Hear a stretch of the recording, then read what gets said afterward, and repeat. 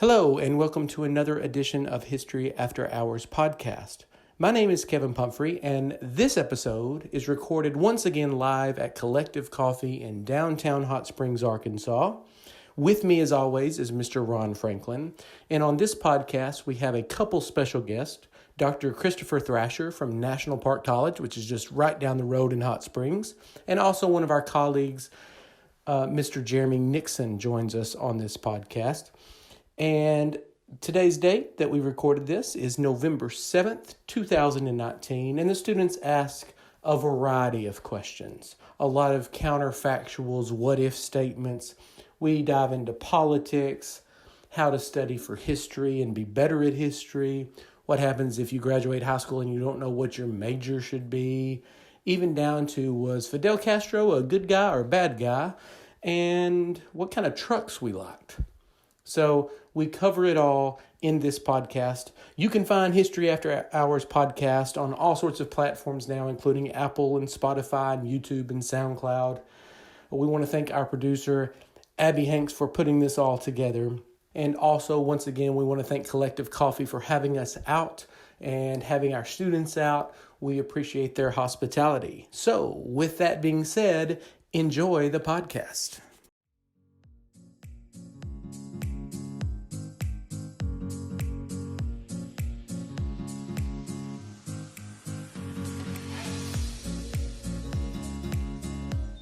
And we are at Kollective Coffee, and we have students looking at us right now. Welcome. I am Kevin Pumphrey. We have Mr. Nixon. Dr. Thrasher. Hello. All right. And Mr. Franklin. Hey, are you not a doctor, Nixon? Well, I mean, I have a Juris Doctorate. Juris Doctorate. Lawyers don't really call themselves doctors. Well, they should. Well, I agree. So, Dr. Nixon and Dr. Thrasher? I'm working to get my ordained status as a Dudist priest, and so you'll be able to call me Reverend. Reverend Franklin? Reverend Master. I have my master's degree, so Reverend Master will be fine. I am what you call Peasant Pumphrey. So, the lowest of the low. Okay. We do have students that are going to challenge us with, I'm sure, all sorts of insightful questions. Insightful. So please state your name and tell us your question. All right. My name is Abby Poole, and my question is, so people say that the political climate is worse than it really ever has been before because of media. So first, is that true? And second, if not, when has it been worse? All right. Excellent question, Abby Poole. All right. Were you referring specifically about this country, or because we could pick others if we needed to? All right. I think they're applauding because please tell us it was worse at one point in history. No, this is the worst it's ever been. It can't be. Sorry. It can't be true.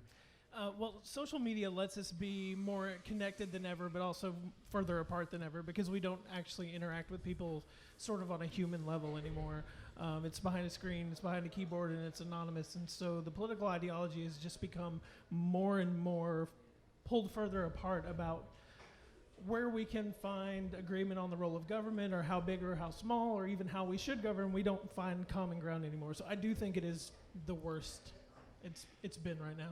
It all depends on how you want to define worst. I had a student say, well, isn't this the worst it's ever been? And I said, you do realize Kennedy got shot, right? I mean, you are aware that there have been murders, like Hamilton and Burt fought a duel. I mean, things are bad, but as far as I know, nobody's going out and squaring off at 10 paces. So, yeah, it just depends on how you want to define it. Not yet. Shoot someone on Fifth Avenue. Well, there you go. Yeah, that comment. I know that social media does play some sort of role in this, though, because I think back to times in the past when people weren't as informed, regardless of whether the quality of that information is. That's not what I'm concerned about. But the idea that there's like this avalanche. Somebody reckoned the media consumption that we have to try to take a drink from a fire hydrant. There's so much just coming at you all the time, and so. I don't know that that's helpful, but I don't know that it, I think you'll say things anonymously that you wouldn't say in person. Plus, yeah. I mean, during the American Revolution, pick your war in the 19th century. There's people that didn't even know what was going on, so they're not engaged in politics like people today. And then when you had to go face to face, I dare say, sir, that even though I respect the gentleman from South Carolina, whatever, we just don't have, it's all crazy because of social media. Is that your BTG Beauregard? I don't know what it is. I'm gonna beat you with a cane. I do think it was worse in the past, but not for the average citizen.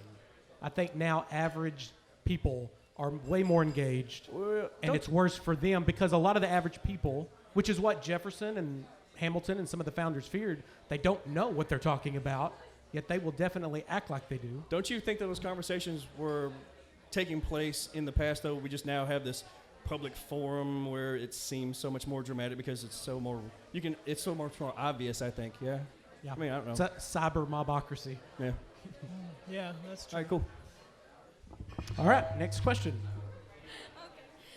My name is Yvonne Rodriguez, and I was wondering what are your thoughts about the cyclist who flipped off Donald Trump's motorcade in 2017 and won local office in Virginia?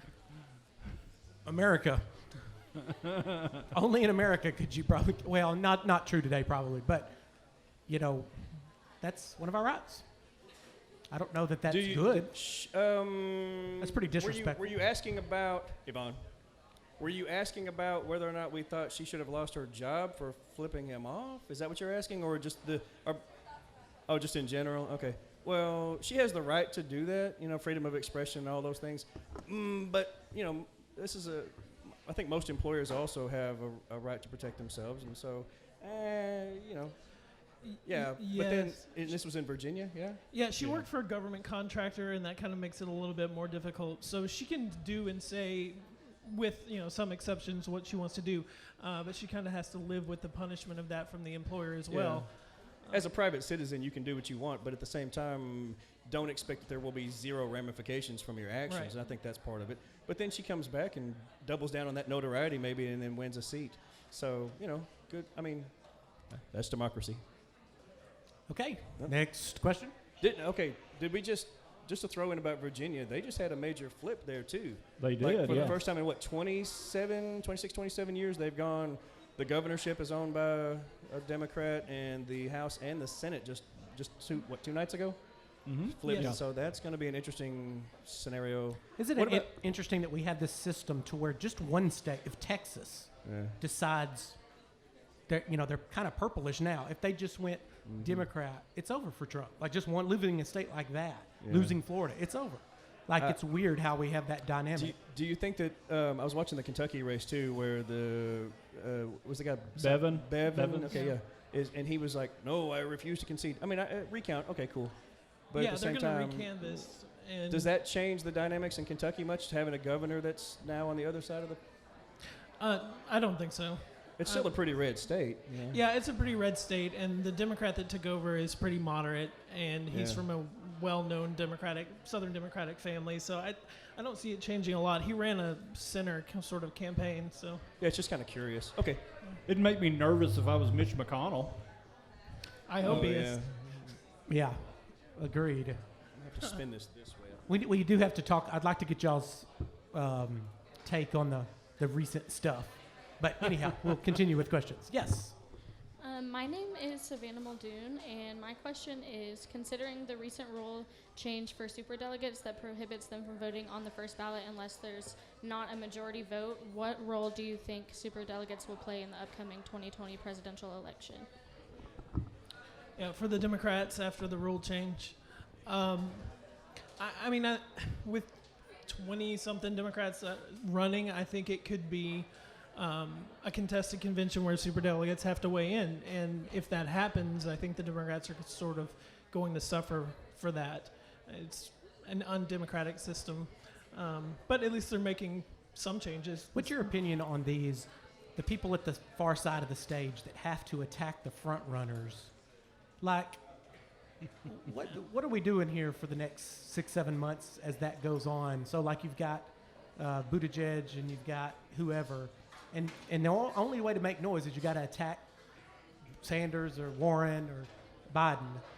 Is that good for the Democratic Party overall? Will it even matter in the end when they pick somebody?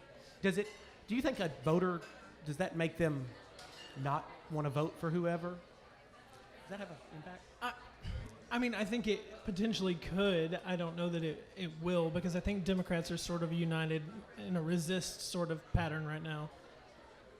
Well, and they're not all attacking each other. I mean, they have the option. I get that it's kind of the easy way to score points, but they do have the option. If you look at like what Warren and Sanders are doing, I mean, they're very adamant that they are not going to be negative and they're going to disagree to some degree. But yeah, when I say attack, I meant the way Democrats attack, not the way Trump did. It's kind of weak. I think your dad was part of killing JFK. I'm not talking about that kind of attack.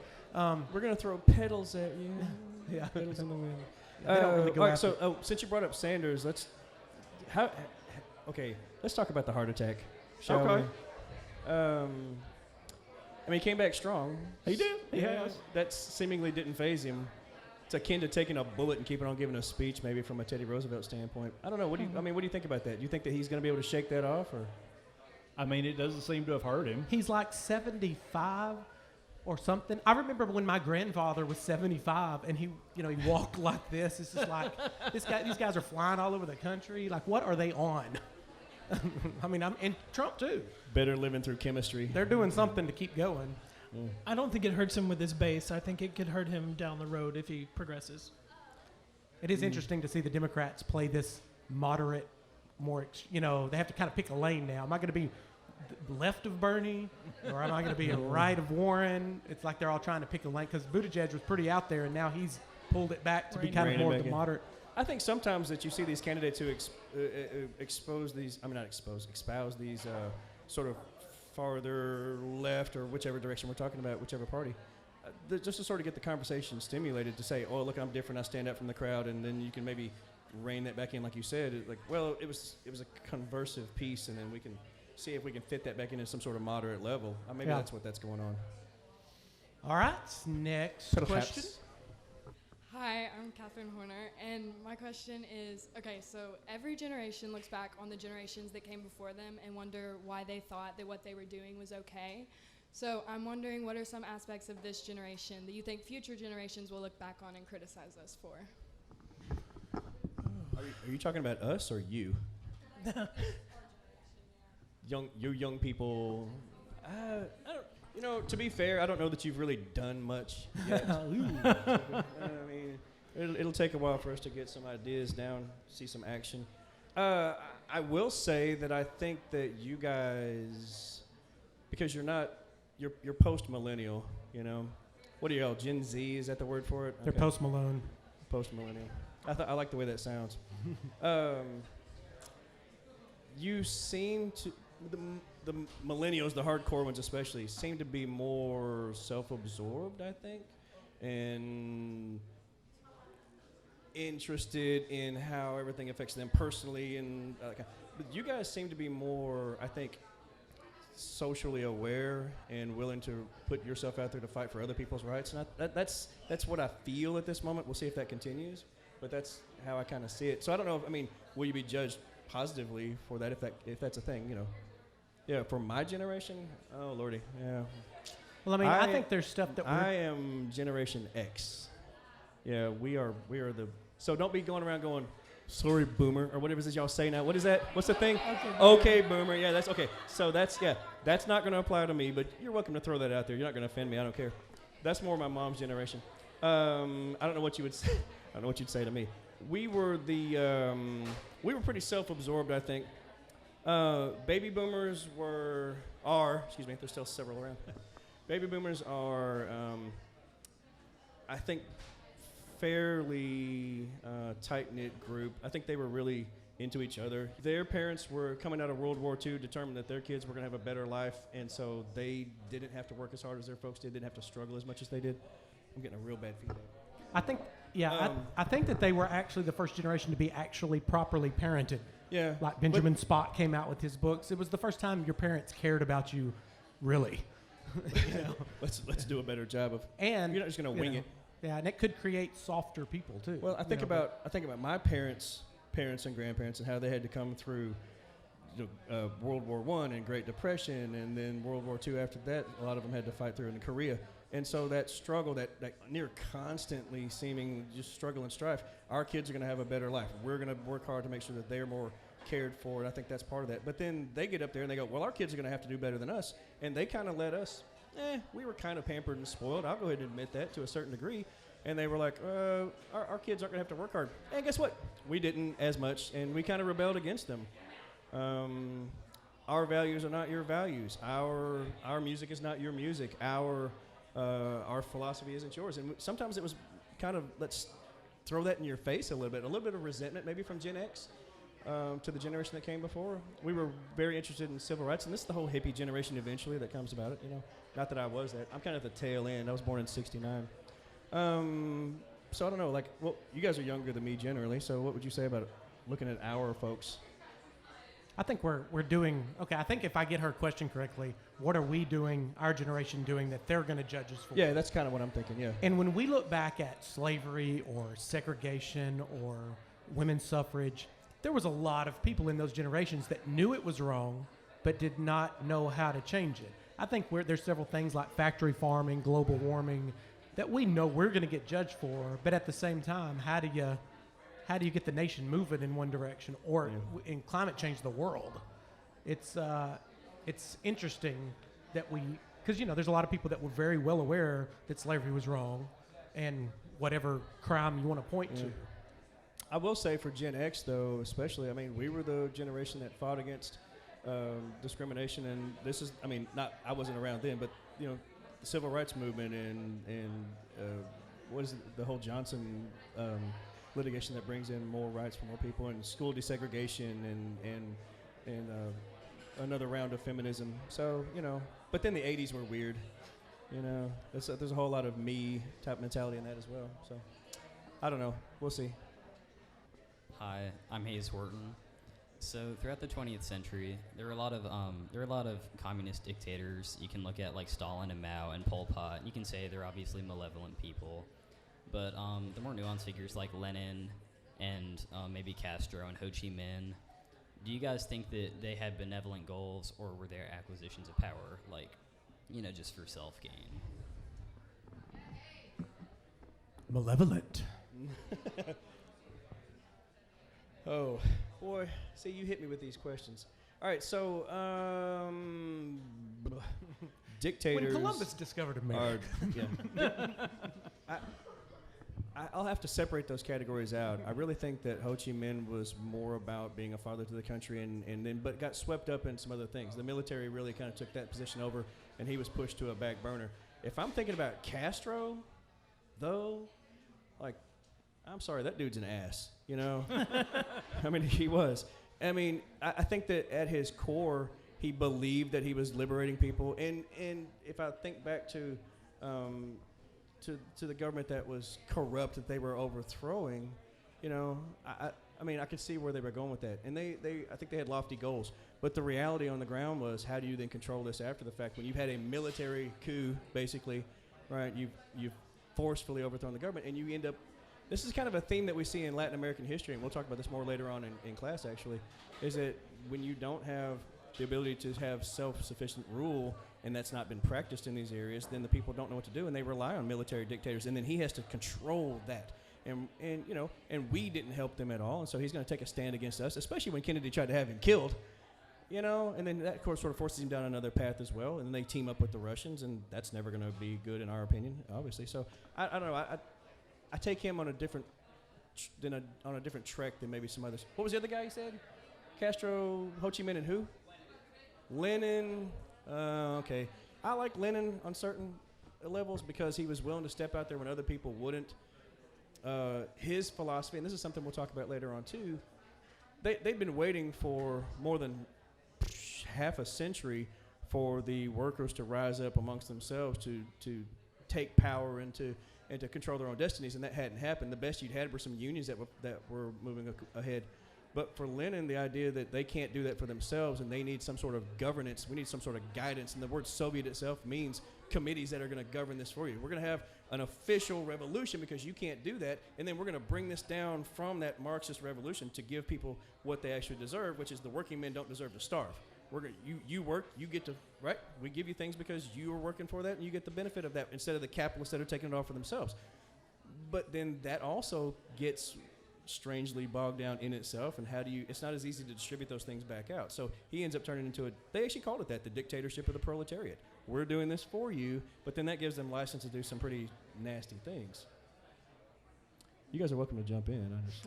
You know, I'm actually going to defend Castro. Are you? Okay. I am. Cool. I'm going to defend Castro. I think if you look at the Batista regime, if you look at what he was fighting against, I agree. Yeah. I think there was definitely some movement in the right direction. I think if you look at Bay of Pigs, I think Castro at his heart was always a nationalist. Do you think that he became who he became because of our pressure to isolate them?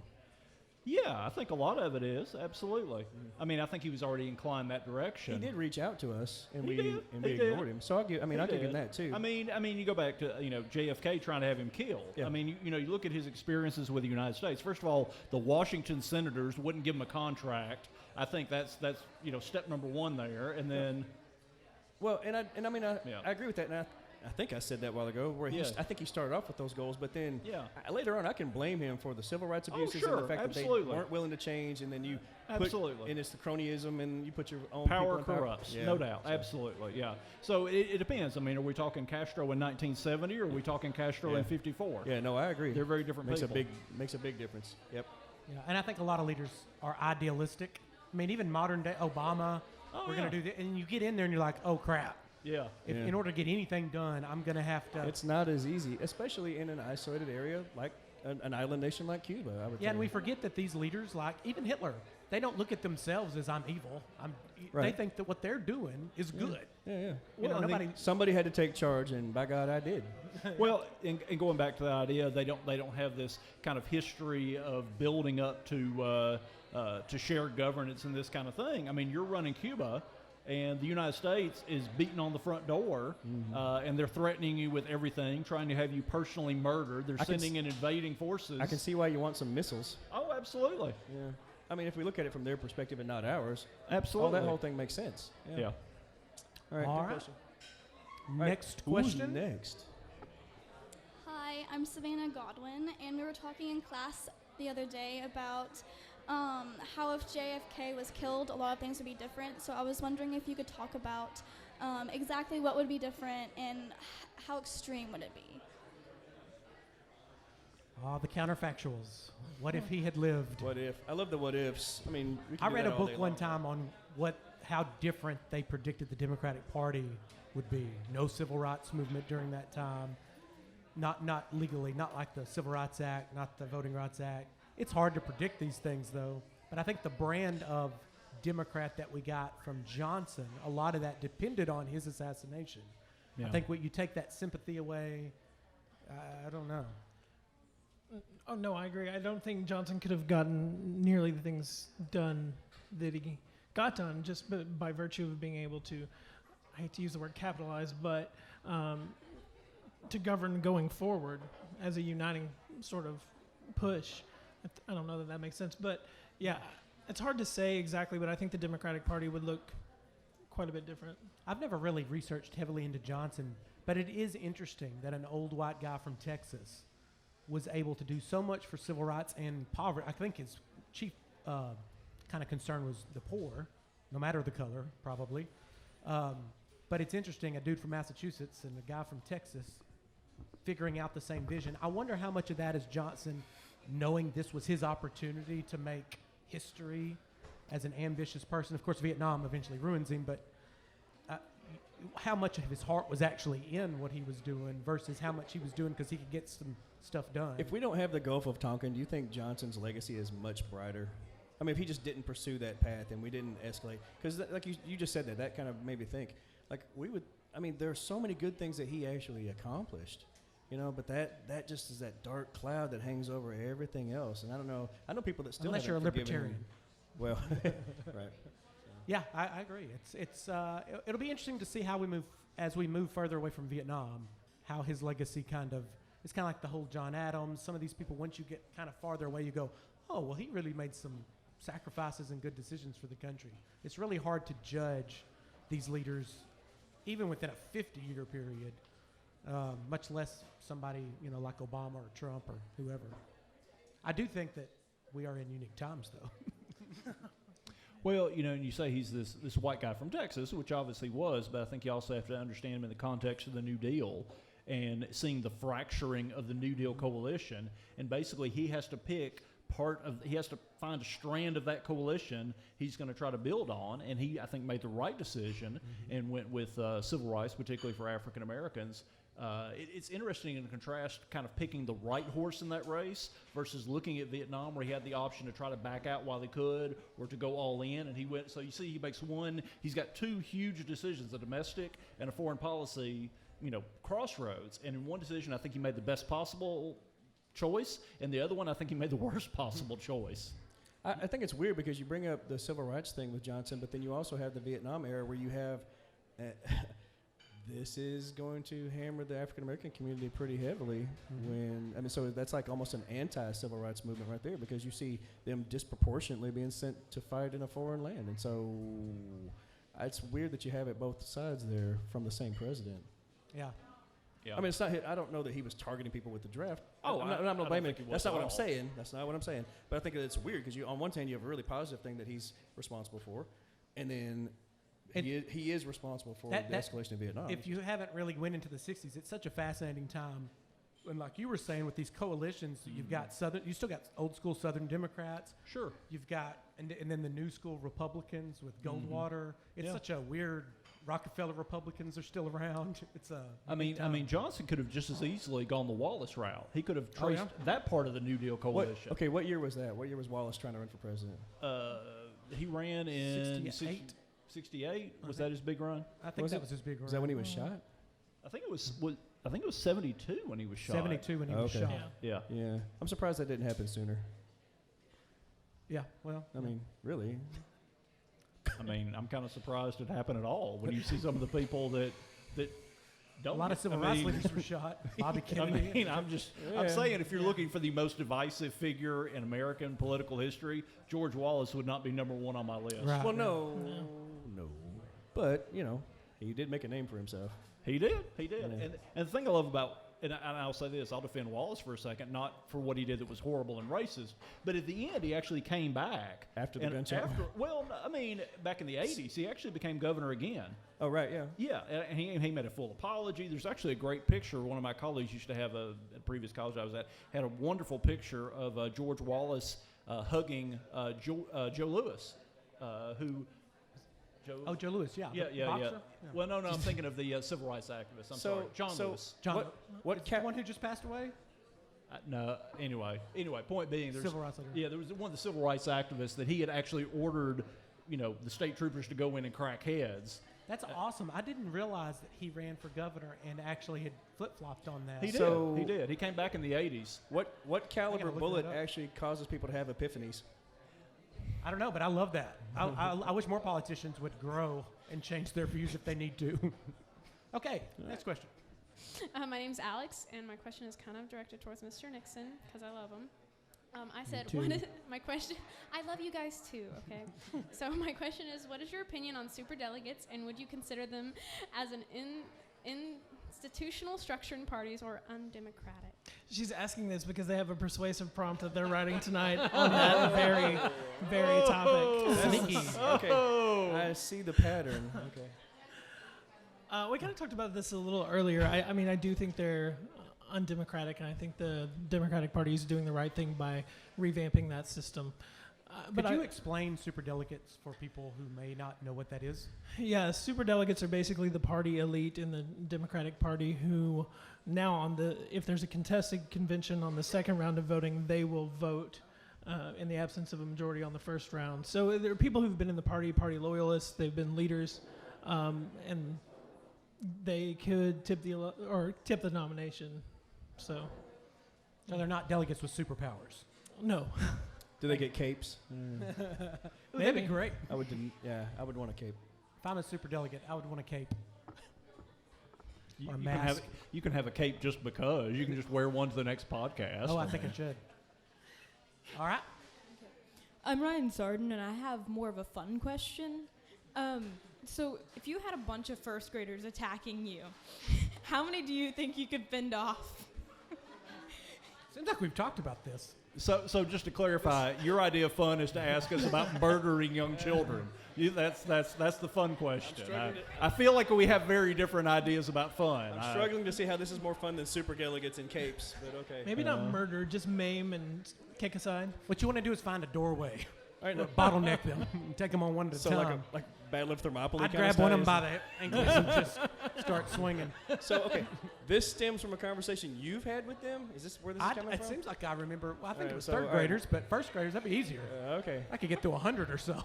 No, it's horrible. I would never hurt a young child. I think it comes down to, do they have weapons?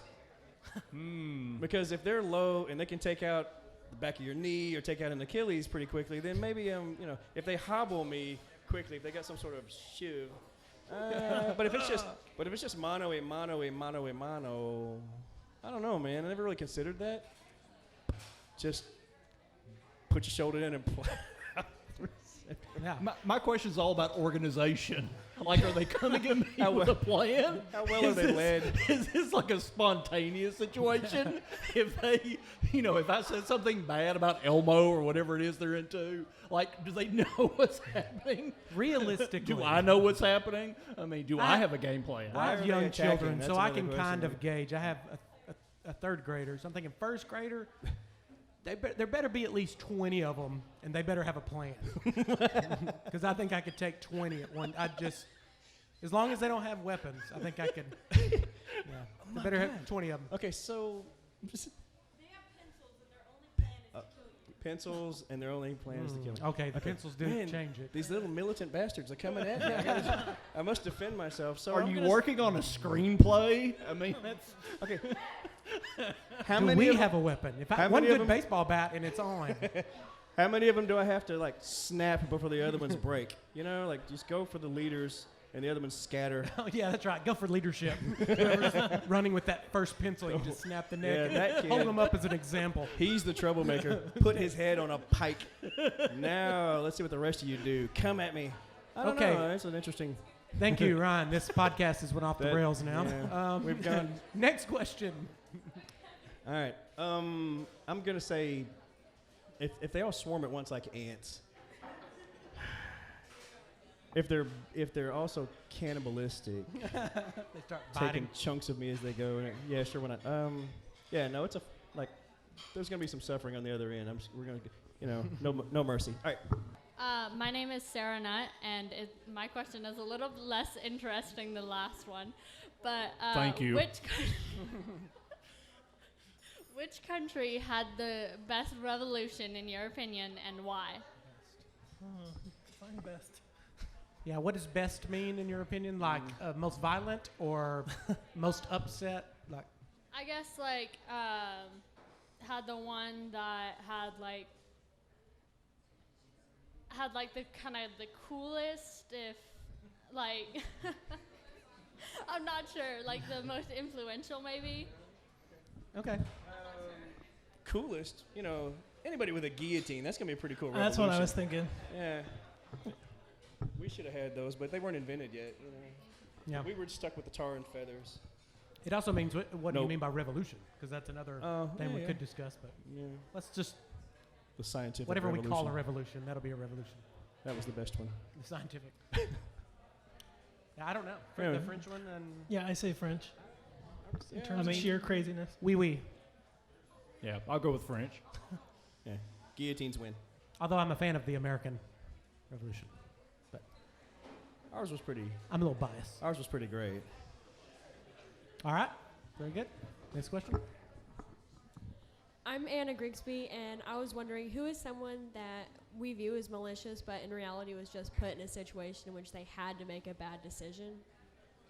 Franklin, when he was attacked by those first I was graders. gonna say, man, when those first graders are coming at me, boy, I did not want to be that guy. I didn't want to do that to you, but damn it, stop coming at me like that. Would you sink to their level? Would you bite back? Listen, we've had this conversation about, would you eat this animal or that animal? And I'm thinking, if food chain, I win. So same thing with these first graders. You come at me, like you better be prepared to bite it, and bite the dust after that. So. It's about to be a grandfather, everybody. So, yeah, soon I will have a grandchild to tell these horror stories to. So back to the question. Who was sort of a good person but maybe in a bad situation? They're looked at as malevolent. Like you brought up, I mean, maybe we put the Castro story back in there. Like, was he really this malicious person, or did he have to become that because of the circumstances? I mean, I don't know. Right? That's an interesting. I'll tell you one I'll throw out there, not for his presidential acts, but for his life before. I think Jackson is often seen as this kind of malevolent force, and as president, by all means, he did horrible things. I'm not excusing that.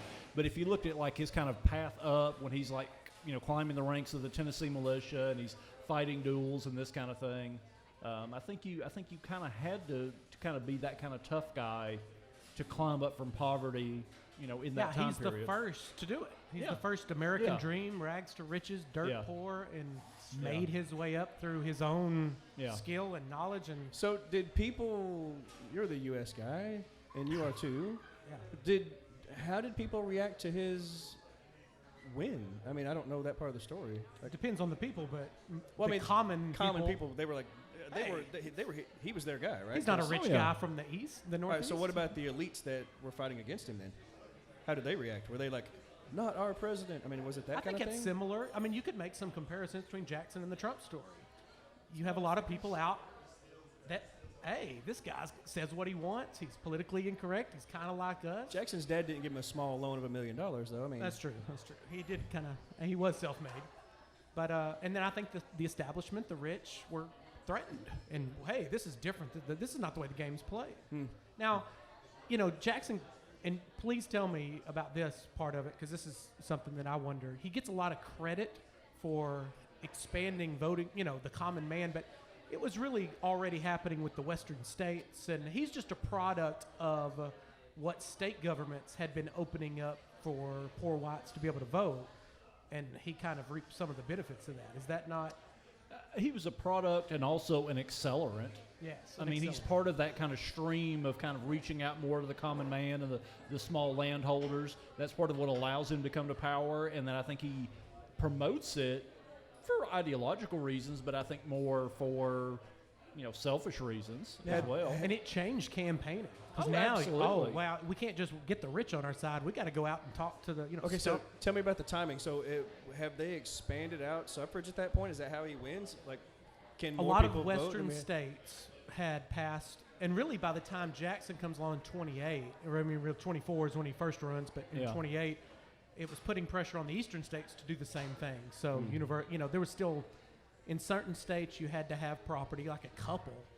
North Carolina, I think, was one, maybe Tennessee. Yeah. But for the rest of them, as long as you paid your taxes and you could vote. Well, and here's another wrinkle to throw in that for you. So Jackson, of course, War of 1812 grabs all this Creek land, opens this up. The way all those militia got paid was with land holdings, because that's all the government had was land. So it gives all these guys 40 acres. Well, now all of a sudden they can meet the property requirement because they moved to Tennessee, they moved to Alabama, they moved to Georgia, and now they get 40 acres, and they think Jackson's God because they served under him, or their cousin did, and now all of a sudden they have land for the first time in their life. Well, so they're going to vote for Jackson. It's the new elite, in a sense, in the West especially, right?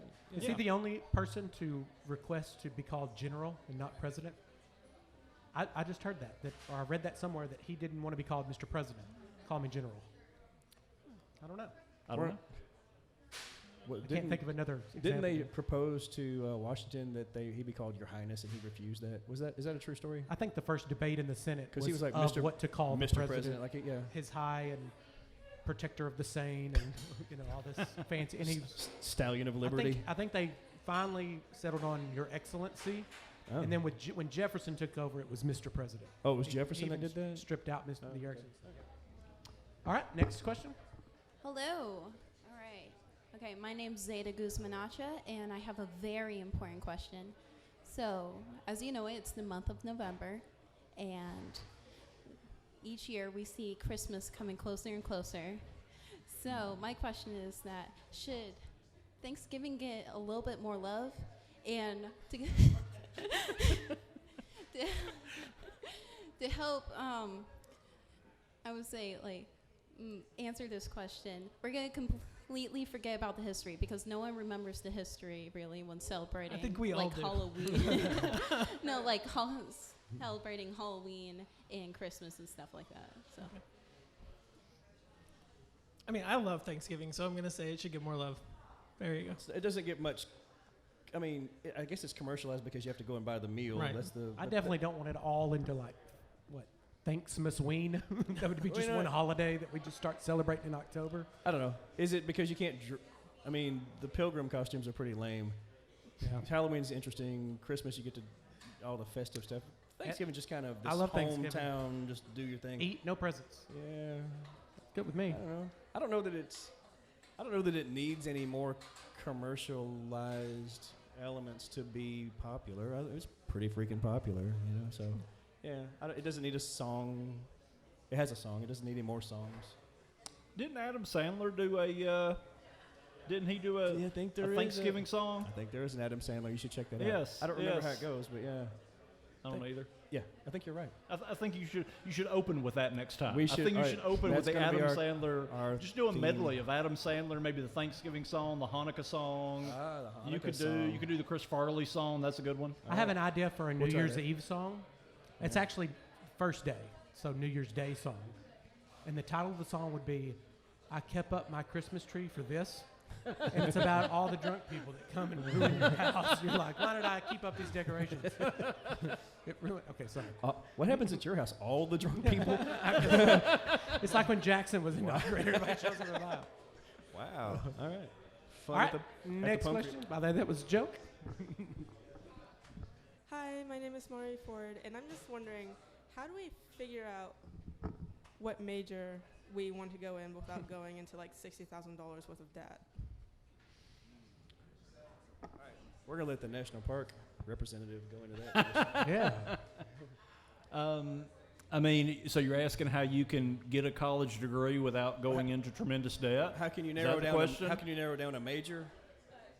Okay. Yeah. I mean, that is an issue. I know a lot of people who've gone in a couple of years and gone, this is not for me. Now I'm lots and lots of money spent in. I would go, if you're not sure your major, I would go to an affordable college if it's not paid for. Yeah. Until you figure out what you want. So I wouldn't go to that super expensive college. I mean, I think one thing that's important is figure out what you want to do. I think a lot of times students will go into, they'll say, well, I want to be a nurse. You want to be a nurse, that's great. But do you want to be a nurse, or somebody just told you that was a good job that paid well? Because if you go into it having no interest in doing it, you're going to find out real quick you hate it. You're probably not going to finish. And if you finish, you're going to go back and change your mind and want to do something totally different. So I think a big part of it is figure out what you want to do. And this is something I probably shouldn't say as a college representative, but I'll say it anyway. If you don't know what to do, maybe take just a little time and think. I don't think there's anything wrong if you're 18 with taking a year, particularly if you have a good home life, if your parents are supportive, getting a job, maybe getting a job that's kind of in the neighborhood of what you think you want to do. Get an entry-level job at a hospital if you think you're interested in the medical field. Work. I'm not saying lay around and do nothing and play video games, but go and work in a hospital for a year, see what you think, actually get to know what the options are. Frankly, grow up a little. I mean, nothing against you personally, but just in general, I think it's ridiculous we expect 18-year-olds to know exactly what they want to do and pick without ever making a mistake in that career process. So, yeah, figure out what you want to do. And if that means take a year to work and kind of feel things out, I think that's a good idea. At the same time, don't beat yourself up if you get down a certain path and go, yeah, this is, I mean, you're learning. Absolutely. Learning what not to do Absolutely. is also part of learning. And so I don't think that that's a mistake to have pursued something and you go, I just don't feel right about that. I mean, I'm a product of this is my second career. I went down a certain path and thought that I was going to go that way forever. And it just was like, you burn out. You go, what's next? And so you have to be flexible enough and be forgiving of yourself to say, you know what, whatever this is, I can learn from that. And I can incorporate that in my life, and I can still be a positive person regardless of that particular outcome. Like it all leads to something larger, probably. That's the hope, anyway. I think that's great advice, also because our public school system really kind of shelters you. It dominates your entire day. So getting out of and shaking that graduation off and spending a year in the real world where you're not assigned to go to school from 7:30 to 3:30, and then you have after-school stuff. getting away from that system for a year might really clear your head and let you really see what's out there and what you want to do. So, especially with tuition being so high. Well, and as someone who's switched careers, I really encourage young people, especially, to think about what they want to do. And I just always steal Teddy Roosevelt's quote, and that's, find your work worth doing and do that. That's the best advice. It may take some time to get that done, though. I didn't know when I was 18. No. Hell, I didn't know when I was 33 exactly. Let me once again throw my little research study that I read not recently, that the number one reason people like their jobs is not the type of work, but also the autonomy, the control you have over what you're doing daily. Like if I was micromanaged, I would hate my job. Why would you bring that up? I'm sorry. Just But back away from we're pretty free at this point to teach how we want to teach, and that's one of the reasons I love my job. So I would also encourage you to pick something that you have control of every day. I agree. But again, you'll grow and learn as a person, and you'll mature, and you will find other things that interest you, and those need to be things that you keep in mind as options as well for careers. Like if you'd have told me when I was 18 that I'd be a teacher and I would speak for a living, I'd have laughed in your face because I was not that guy. It was not going to be a good career choice for me. And it wouldn't have been. I don't think I would have been very good at it if I had done it earlier. I think it just took me a while to mature, to be the person that I needed to be, and to learn what I needed to learn, and then I can give that understanding back to people and help them along their way. I mean, that's just kinda how it goes. This is my third career. At 18, I said I was never going to college. I went to welding school, and then I worked in the corporate world for a while, and finally ended up here. I still don't know what I want to be when I grow up. Well, this is my only job, and but I did grow up on a farm. You were the farm boy, yeah. Anything was better than that. I can teach, sure. You were working since you were what, 8? 8 years old. Yeah. Yeah. So, all right. So yeah, teaching's great. We're indoors. Hey, my name is Connor Johnson, and I want to know what your favorite campaign slogan is throughout history. Stay cool with Coolidge. That actually is a. I mean, I like that one. I mean, the one that's used the most is "Make blank great again." That's not just a Trump thing. That's used over and over and over again in country after country. I mean, that's a Hitler slogan. I mean, I'm not being funny when I say that. And I'm not trying to associate Trump with that.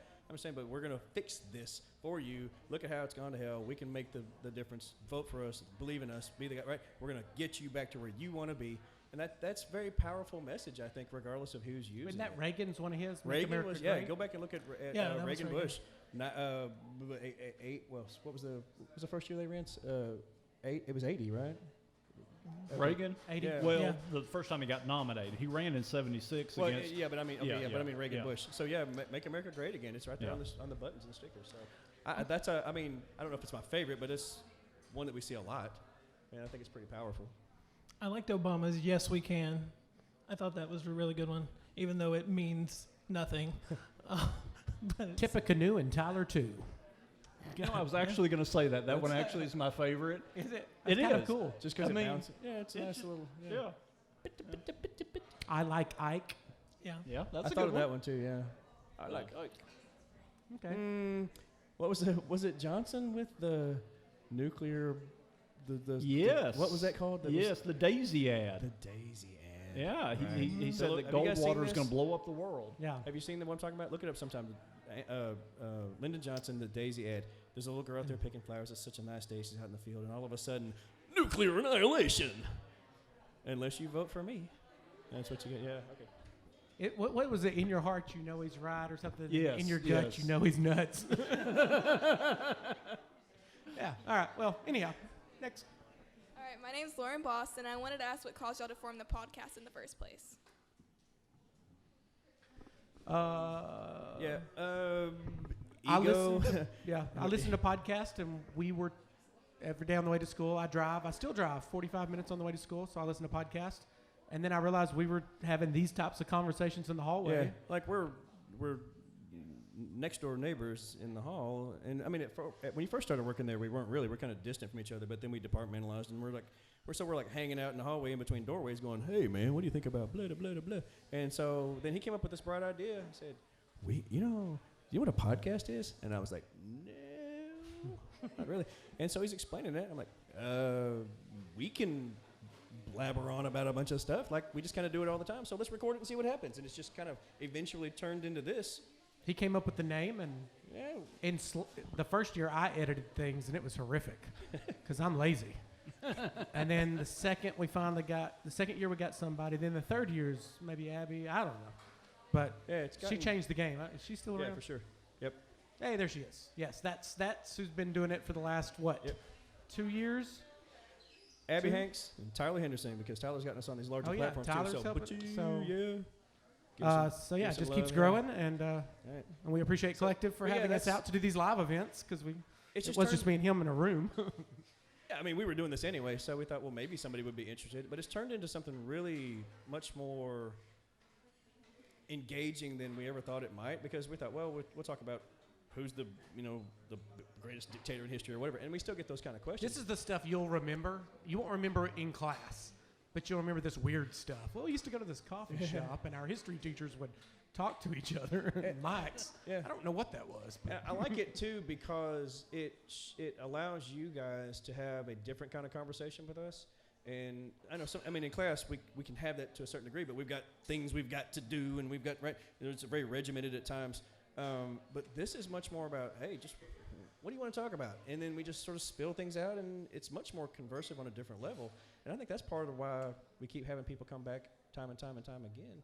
And we've taken it on the road, which is awesome. I mean, if you go back and listen to some of the things from years past, we've gone to Italy, and we've recorded there with some of the people that we've met, and same thing in London and Paris. And so that's pretty cool to see. It's kind of a documentation of our existence as well, which I think is pretty cool. Yeah. Okay, we've got 4 more students up there. We can go through those 4 questions, and that'll be the podcast.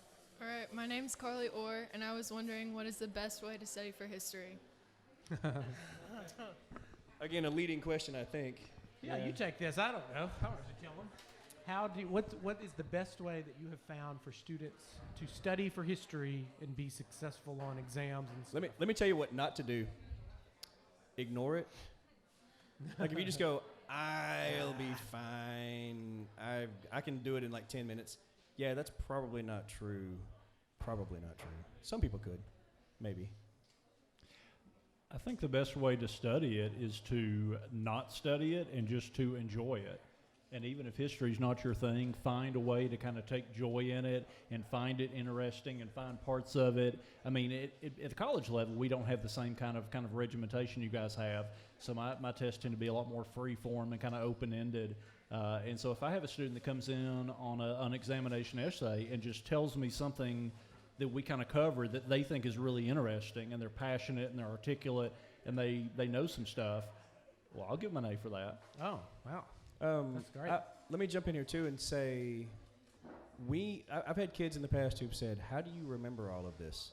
Because you just spill it out of your head. But the answer is repetition. Like, we have done this over and over and over. And then once you do it over and over, you get to see the nuances and you get to see the connectivity, and then you can start to see larger patterns at work. So for a student, you're not going to be able to do it the same way that we are. You're not going to know it at the same level we are, because this has taken decades for some of us to get to this level. And so your thing, though, is to, again, I'll echo what Dr. Thrasher said, like, find something that you can enjoy, and even if it seems like a mundane task, like, you got to have to isolate yourself to a certain degree. Put your phone away, like, actually get into it and see if you can understand who these people are and what they're dealing with. History is the study of people, right? And people are interesting. What they go through is the same thing that we're going through, perhaps, and the way that they feel. You can imagine that. And so if you'll give yourself that opportunity, but then spend some extra time with it. Don't just read it once and let it go. Think about it as you go through. And most of you go into I've got 20 minutes to learn this chapter. And it's hard to make it stick. You really got to take your time. I mean, it's better if you do a little bit every night and really just let it sit on you for a second and try to think it through. And then go do something else. You know, another good thing is to try to, once you go through something, try to tell it to somebody else. Try to teach it to somebody else, because if you can do that, then you've got it. That's what I was about to say. Get together with other students and talk and discuss and do what we're doing, but just about what you're studying. Or strap a younger sibling to a chair and just force them. And then a gang of first graders come in and saves them. You got the first grade. We're back to square one. They get their friends together. Now we have our origin story. Yeah. All right, next question. My name is Andrew Cox, and what is the most likely cause for the extinction of humans? Haagen-Dazs. Coronary disease. I'm going iRobot. Robots, yep. I'm going to say, I'm going to go with a historical answer. I mean, what has caused the mass extinctions in the past? Asteroids. So I'm going to say sooner or later a big rock hits us and we're all gone. Super bugs. Some sort of virulent strain of malaria. I mean, you know how many people have died of malaria? You know, all right, so let's think about You know that. how many people have survived malaria? We just got through studying bubonic plague. Yeah, and so I think about the rapidity of that spread and the disease and how violent it was, you know. Mm-hmm. But those people were partly, I mean, the connectivity that they had because of the trade routes. But we're so a global society, and people travel constantly, and we have absolutely every corner of the world has somebody, and we're connecting. If there was some sort of super contagion. Yeah, especially with antibiotics that don't work, so even bacterial. That could be a thing. I don't know how likely that scenario is because we've got modern medicines that could probably attack it pretty quickly, but I don't know. Could they get on top of it ahead, before? What about us just slowly quit moving? We're counting our steps now. Eventually, we're just going to be. They just quit moving. They just turned into gush. I don't know. Yeah, solar flares and asteroids. Those seem to be more likely. Because that's a constant threat, and there's not a whole lot we can do if it's pretty big. Okay. Couple more questions. My name's Aiden Rose, and I was wondering, what do you think would happen if the United States failed? Like it fell apart, say, 10 or 20 years after it was founded? How different do you think the world would be? That's a good question. Is that a Civil War question? I've thought about if it fell apart 20 or 30 years later, you have to think it'd be reconquered by one of the big European powers for at least a while. There were people waiting in the wings. I know that we were helped by France and Germany, but those boys had global empires in their mind, and it's not going to be that simple for us to survive this if we don't really pull our heads together and get something done. The whole Articles of Confederation we were kind of a laughingstock over that. You've got 13 new states that don't cooperate, and you've got major powers on either side of you just waiting for you to collapse so they can march in and take your stuff.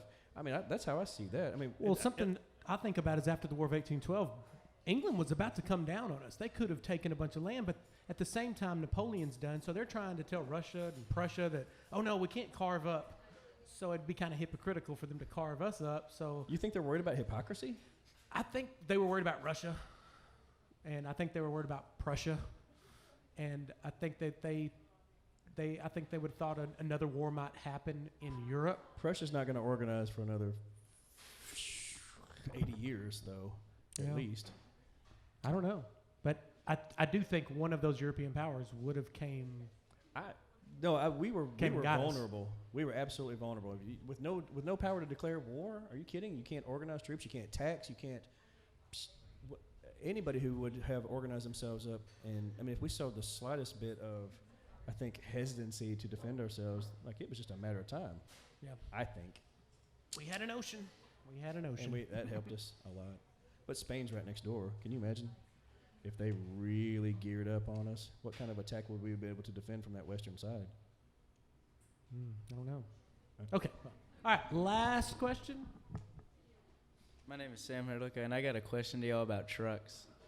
Single cab, extended cab, or crew cab? I want an answer from all of you guys. It really tells you what kind of guy you're speaking to.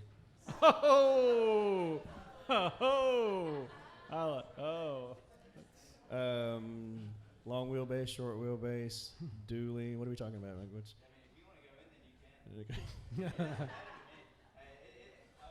I mean, he's just judging you. It doesn't matter to him. He He's just wants to judge you no matter knowing what we the say. kind of guy He's he's like dealing with now. Right. I mean, he's got it all figured out. All right. Single cab is just useless. It's like the one thing all night I haven't had an opinion on. Sorry. I don't know. I'm just saying things. I think about, because I've got a family, so I think about having to tote people around, and we're not allowed to shove kids in the back like we used to.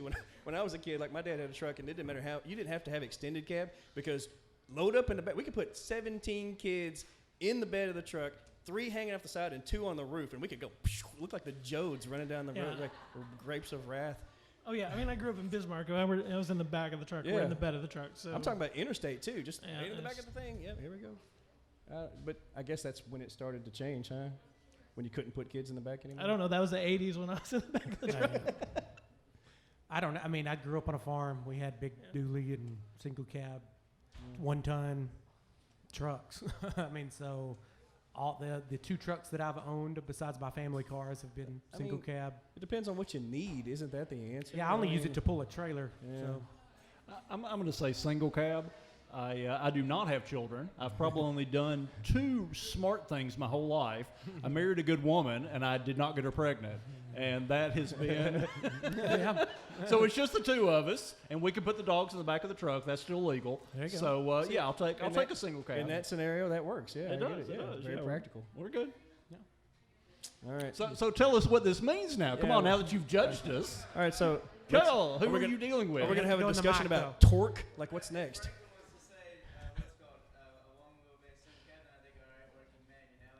Oh, I see what you're saying. Oh, you want to see what your lifestyle's like based on what the answer would be? Okay. Yeah, maybe. All right. Cloth interior, leather interior. Heated seats or not? Are you a pansy? hey, do